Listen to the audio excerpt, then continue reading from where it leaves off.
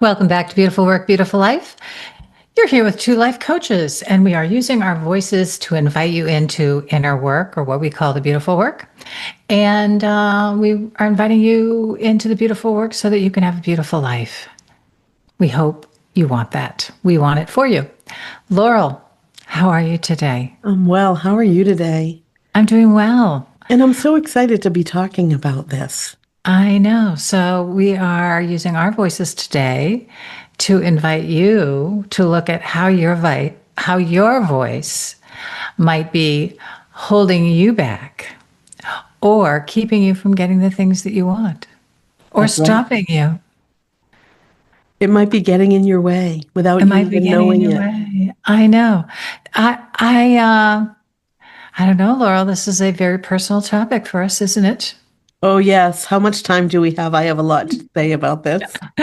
We are going to force ourselves into a half an hour or less for our Hooray. viewers and our listeners. We don't want to overstay our welcome today, but we feel like this is such a valuable topic. And I know for me, my voice has been part of my path of healing. And Barbara and I had such a great conversation last week about voice, and she took us through some great exercises. We're going to refer back to those. If you did not hear the show with Barbara, please go back and listen to it, because if you have any, if you have any areas of your life that you feel are lacking, she has some great exercises built right into that show for you to play around with, to experiment, to try to open up some of those doorways that might be closed, shall we say. Yeah. And after I listened to your conversation with her, I thought right away, I need to work with her. I have I'll call them hang-ups, so many hang-ups. Oh, yeah. About my own voice, about all of it from, I don't know if I told the story on the podcast before, but when I was a senior in high school and I led a pep rally, it was a whole school, maybe 400 kids, but it was the end of senior year and I was the MC, and parents of seniors could come. And my mother actually came. And that night at home, she told me she didn't think I should be going to school for paralegal studies. She thought, and I hadn't started college yet, but I had already picked that as my path. She told me she thought I needed to go into communications after hearing me speak in front of a crowd with a microphone in my hand. Wow. And I said to her, no, Mom, I can't go into communications. I have a lisp. Wow. And you know what she said to me? Barbara Walters has a lisp. Ooh, challenged you right there, didn't she? She did, but I never Good went into communications. I did not choose. I didn't believe that. Mm-hmm. I didn't have enough confidence for that.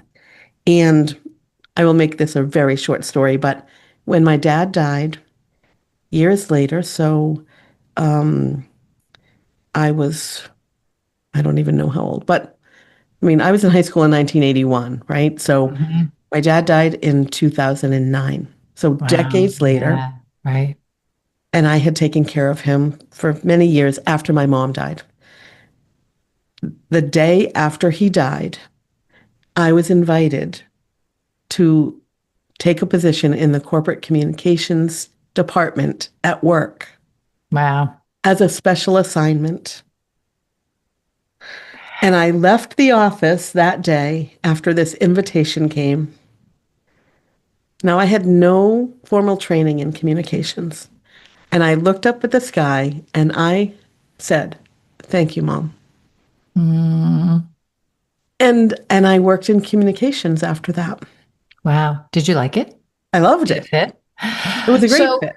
This is great. So right off the bat, okay, so Laurel's story is a great example of how our conditioning can often provide limitations and instill beliefs in us that may not serve us at all. may actually provide all kinds of blocks to living into our true self, to getting what we want, to being able to speak up and say who we are and what we think our place is in the world, and all kinds of stuff. So this idea of I felt like Barbara made that point right from the beginning. This idea of your conditioning, really, literally starts to form the quality of your voice. And it's what I loved about some of her exercises, and the idea of going through those exercises and identifying for yourself which quality of your voice you use all the time, which ones you don't use, is a great way to begin to take inventory of how your conditioning may have impacted your voice, and now is self-limiting, right? You in going forward in the ways that you want to, or having the confidence to go after what you want to go after. Yeah. Yes. And it is so interesting because, I don't think we realize it when we make choices, and based on kind of that subconscious or unconscious conditioning, it really does shape our lives. Yeah. I would say right from the get go, if we start saying, okay, let's look at some journaling questions and some ideas of how to take inventory, Mhm. is to think back about your parents and how they responded to you using your voice, and the different ways that you used your voice. I know for me, I'm a really emotional person, and being emotional in my house was not always well received, right? Yes, So I started to throttle that. Anger wasn't managed well in my home overall. So I learned how to not express my anger, right? And rather absolutely. repressed it. And so I started to lose, right, these qualities of my voice. So I know with Barbara, it was so fun. Right away, we identified, I have an earth and a water voice. I have access to, my air voice and my solar plexus, my fiery voice. Where I didn't and I don't use hardly at all is my metal voice, which is up in your third eye. It's up here. And actually, that voice provides a lot of clarity in your Mm, life, which I thought was really interesting. And yeah. I feel like when I reflected on our conversation later, I realized I use that voice when I'm playing around and when I'm really sure of myself, but I won't use my own voice to express it. Oh, so Right? It's you, almost like I'm pretending I'm somebody else in order to not be vulnerable, right? yeah. Yeah. Yeah, so I think, that just going through those exercises and identifying those qualities, right? She uses the five elements, and the five elements all refer to different aspects of the inner life. And so those are all explained in the show. That's a great exercise to go through for yourself, and Yes. start to identify what voices are you comfortable in, and which ones aren't you using or might not be using, and what's that about? And go back and look at childhood and see, what happened there. Because that early conditioning really, really does impact us. It does. In addition to, the things you weren't allowed to express, I know in my Mhm. house, very similar. Um, but there were also the topics that weren't allowed to be spoken out loud, Right, right. right? So it's not just the emotion that we're not Mhm. able to express, or we Mhm. don't know how to. We never had a good training Mhm. to learn how to express emotions in a way that was Productive. productive, efficient, Mhm. right? Effective. Mhm. Yeah, effective. Great. Yeah.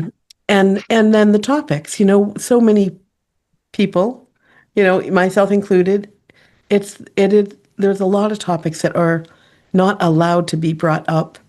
Yeah.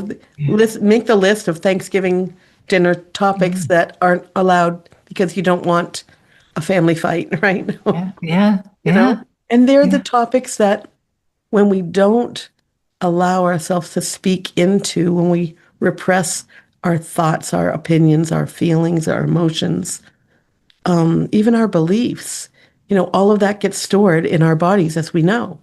Yeah. And I think it limits our access to really tuning into who we are very authentically. It Yes. may be that, you're an activist and suddenly that part of you got really throttled because there was nothing, we didn't want to talk political. We didn't want to get into conflict. We didn't want to, say bad things about those in authority, right? There's all these underlying possibilities of how you couldn't get in touch maybe with that aspect of, just for example, being an activist, right? An Yeah. activist is out there, talking and speaking and marching and talking about what they're not happy about and how to change the world and all these things. And that can always often get throttled if you're not allowed to activate that part of yourself in Yes. life. Yeah. And Yeah. even, different than being an activist, but even, civil discourse, right? I hear this a lot in the world. We no longer know how to Right. discuss topics that we sense that there might be a disagreement about, right? Yeah. And so we've lost that ability to have civil discourse, which is why or how we open our minds to another perspective than our own, right? Hmm. By understanding and listening to someone else's opinion or experience. So I can see, thinking about our title of how our voice, how your voice can get in your way. There's a lot of things here that how we express, how we speak will impact our life. Yeah. And if we're talking about, which we are, here on the show, is being able to create the life that you want, create your own version of your beautiful life. There's a lot of laying claim to self, Yes. true self, and truly to what we want and who we are and what's important to us. And all of those things need practice to give voice to. So this is why we often give so many journaling prompts when we're on the show, is because the idea of journaling is a safe place where you could start to explore what is your truth, and not worry about being challenged by somebody else, right? And if you've Yes. been challenged a lot in your life and you haven't been able to get to your truth, then that's a safe place to start. And then always the next step is to find a safe other to Hmm. begin to say things out loud and Yes. hear yourself and feel what comes up. Because oftentimes when we start to speak our real truth, it can be very emotional if it's Really, been, repressed for a really long time. Yeah. really emotional. And then those emotions keep us from speaking it. It's Yeah. one of the reasons I love when we did our group book circles a couple years ago, Hmm. why I love, the agreements Hmm. that you Our group bring agreements that we forward use. Yeah. into a group coaching experience. And Yeah. it does, because journaling is true. You believe it's safe, it's only for you. And then you Mhm. might find some one other person to be able to speak openly and honestly with, and Yeah. that is safe. But often we perceive when we're with more than one person, it's not safe. And particularly with people we don't know, right, Yeah. Laurel? Yeah. Yeah. Yeah. Absolutely. And so if you think about those group agreements, are there one or two that you might suggest to our listeners that are good practices in their day-to-day life? I always love to start with the first one, which was always introduced when I was learning the model and leading groups, which was no advice giving. Because one of the things often that gets in the way of us speaking out loud, or wanting to continue to speak out loud, is when somebody starts to tell you what to do, or Yeah. that they think they know what you should be doing, or how you should be thinking, or what your next plan is, or whatever. And in these group agreements with this no advice giving, we start right off with you have your own best advice within, and it's through speaking, and particularly for women. Now, I've referred to this study before. They did a study at I think it was Wellesley College, maybe Stone Research, for where they were doing women's psychology, a lot of women's psychology research, and they identified that women access their intuition through speaking aloud.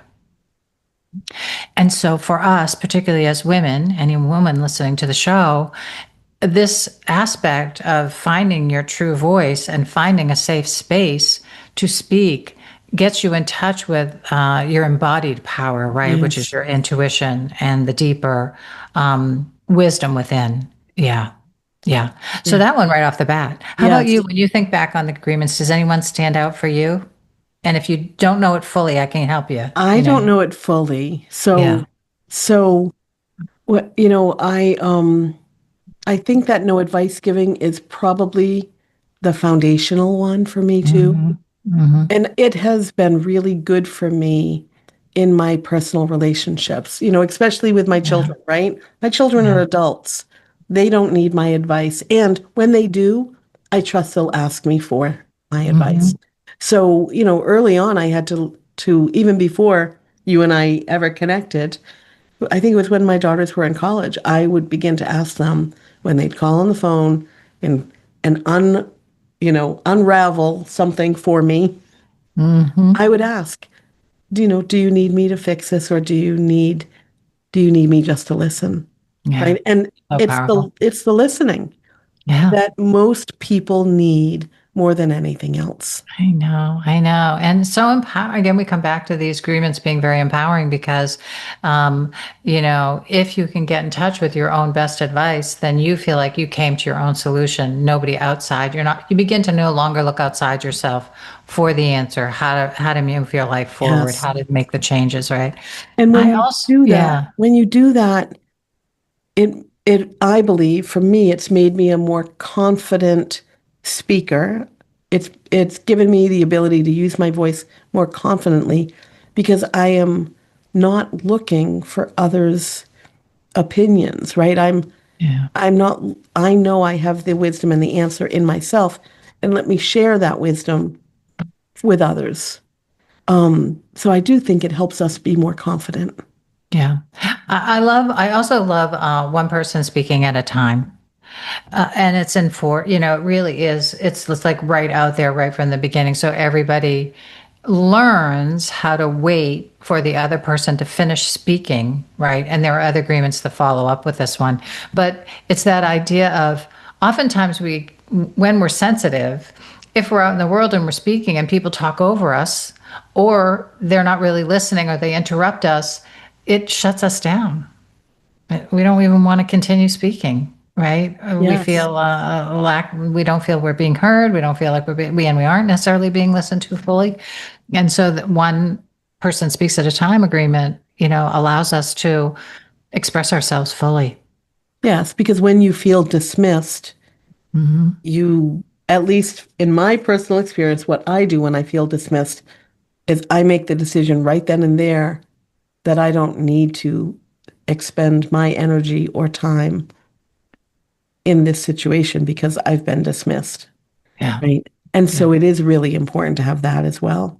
Yeah. Yeah. And to learn how to ask for that kind of experience where allow ourselves to say, wait a minute, I wasn't done.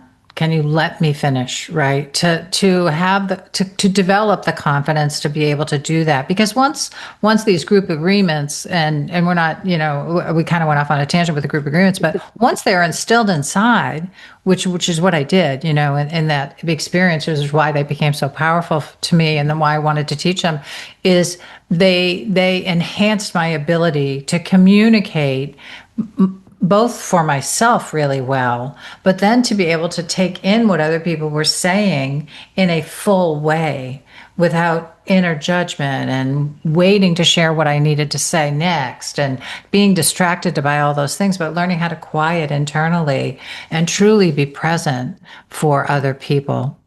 Yeah. And, this idea of using our voice is such a powerful part of our experience and our ability to manifest, which Barbara and I talked about a little bit about too, right? When we talk Yes. about this idea of manifestation, one of the primary things that I always come back to is being able to speak out loud what you want. Yes. Yes.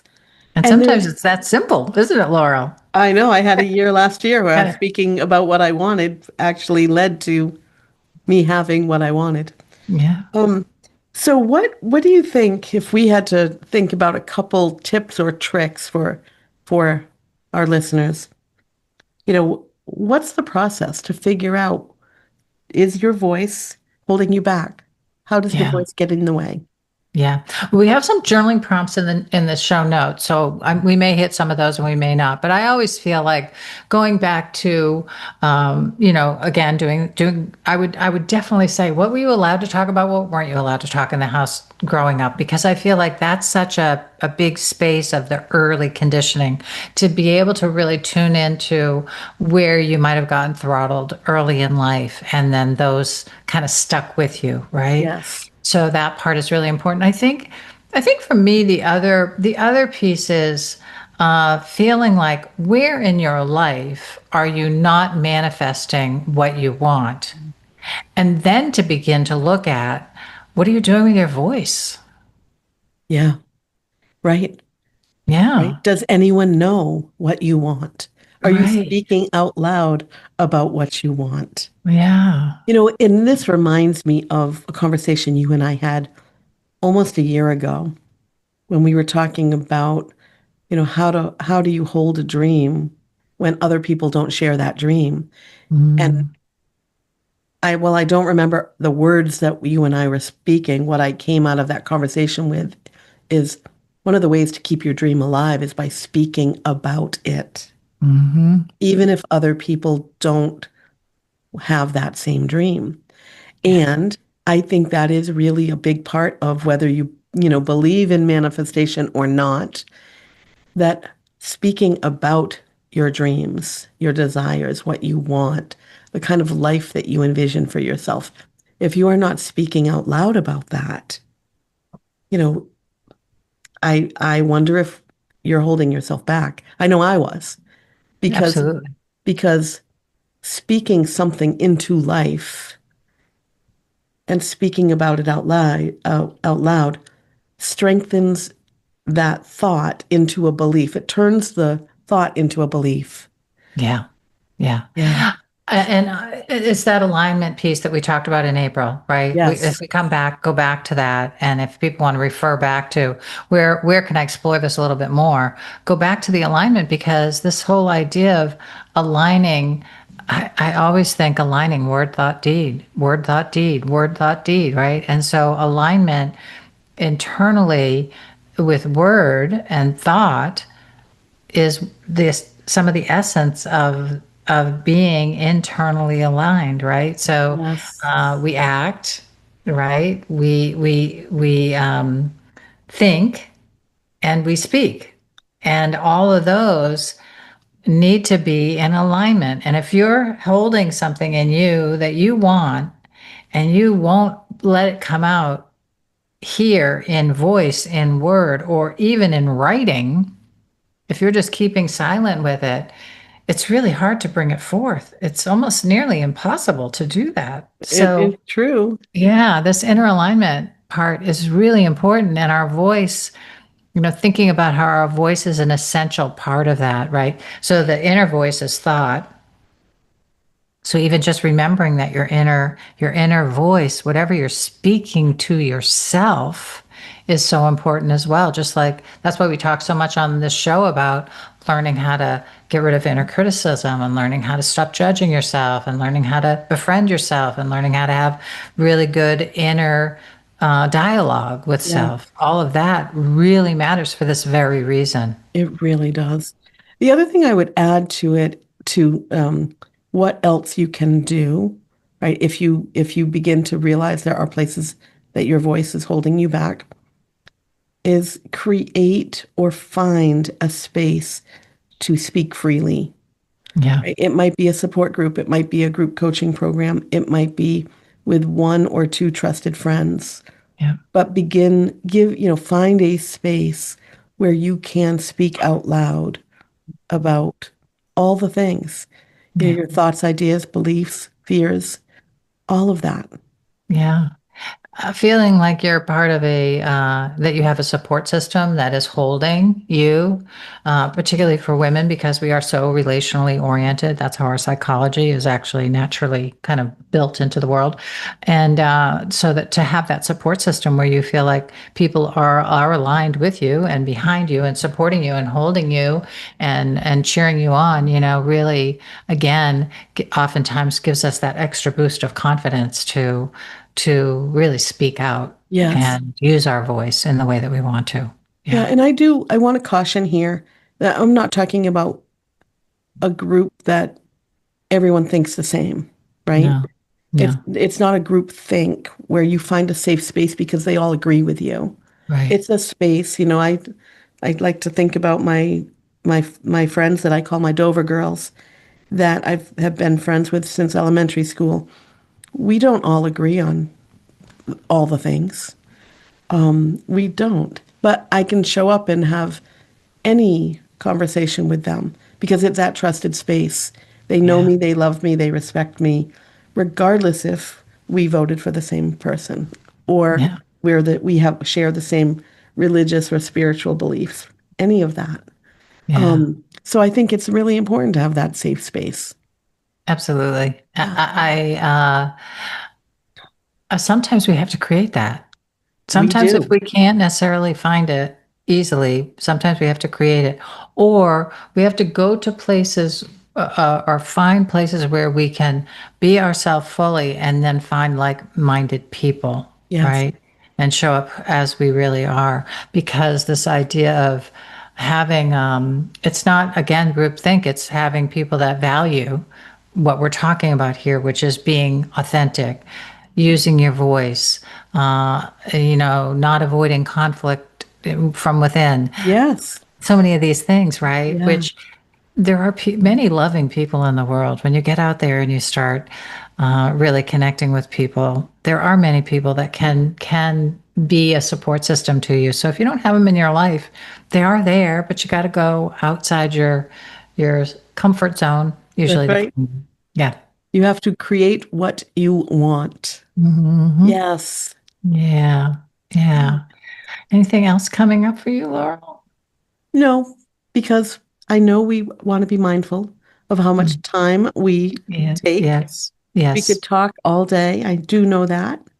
Yeah. Well, Um, I would encourage everybody to think about being so bold after the show is going and actually really writing down. If you haven't said it out loud, go into a room by yourself, write down what you want most of all right now, and say it out loud to yourself in the mirror just to start. Yeah. yes. And Yeah. even though you may feel wobbly as you begin to use your voice, Hmm. know that there's so much goodness that comes to you, for you, from you by Through speaking you. out loud Yeah. through you. Absolutely. Oh, Yeah. yeah.